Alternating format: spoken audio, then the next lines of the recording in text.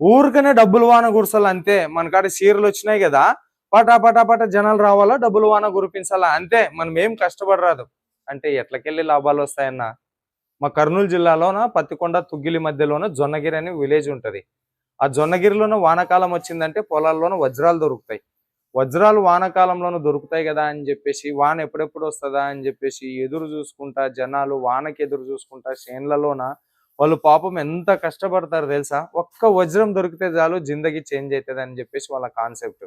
అట్లనే కష్టపడింది రొట్టె ముక్క రాదన్న. నువ్వు ఎట్లా బంగారు లెక్కల సరుకు నీ దగ్గర ఉన్నా, నువ్వు కష్టపడుకోకుండా ఉంటే లాభాలు అనేది రావు.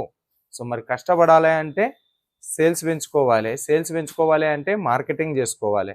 మార్కెటింగ్ చేసుకోవాలి అంటే మార్కెటింగ్ 2 రకాలు. ఒకటి ఆఫ్లైన్, రెండవది ఆన్లైన్. ఆన్లైన్ కథ తర్వాత చెప్తా, ఆఫ్లైన్ కథ చెప్తా. ఆఫ్లైన్ అంటే కస్టమర్ ప్రత్యక్షంగా నీ సంబంధ సంపర్కంలోకి వచ్చేటట్లా చేసుకోవాలా. వచ్చేటట్లా చేసుకోవాలంటే ఫస్ట్ ఏం చేయాలా?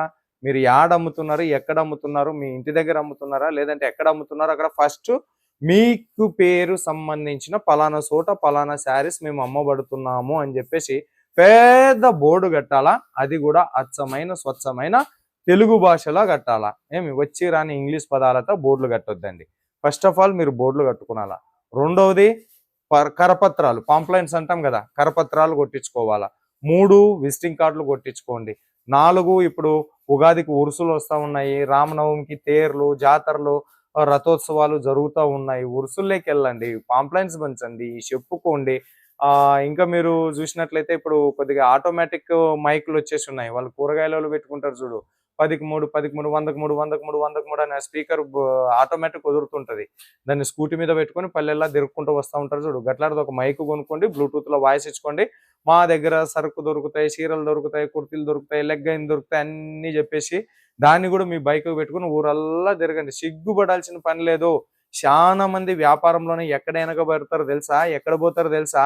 పుకార్లకు భయపడి వెనకపోతారు. వాడేమనుకుంటాడు, వీడేమనుకుంటాడు అనుకున్నాడు ఎవడు కూడా మనకు బువ్వ పెట్టడన్నా. మన వ్యాపారం మనది. ఇంకా సిటీ కేబుల్లో ప్రచారం చేసుకోండి. ఆడ ఆటోలు ఉంటాయి, ఆటోలు వెనక రాసుకుంటారు, ఏమి నవ్వకురా నా చెడుపు అని చెప్పేసి, లేదంటే ఇంకా అమ్మాయి వెనక ఈ అమ్మాయి వెనక వెళ్ళొద్దు అని చెప్పేసి ఇలా డైలాగులు కట్టుకుంటారు కదా. గట్లాంటి వాళ్ళని మాట్లాడండి. మాట్లాడి మీ షాపుకి సంబంధించిన ఒక కవర్ కుట్టించి ఆ ఆటోకి వేసేయండి. రే నన్ను పబ్లిసిటీ చేయరా అని చెప్పేసి. పబ్లిసిటీ చేసుకోవాలి, మార్కెటింగ్ చేసుకోవాలి. మార్కెటింగ్ లేనిది సేల్స్ అనేటటువంటిది రాదు. మీరు మార్కెటింగ్ చేసుకోకుండా ఉంటే బంగారం నీ కాడ ఉన్నా కూడా అమ్ముడు పోదు. కాబట్టి మార్కెటింగ్ పైన బాగా దృష్టి పెట్టండి. అంటే ప్రచారం ప్రచారం ప్రచారం ప్రచారం. సరేనా?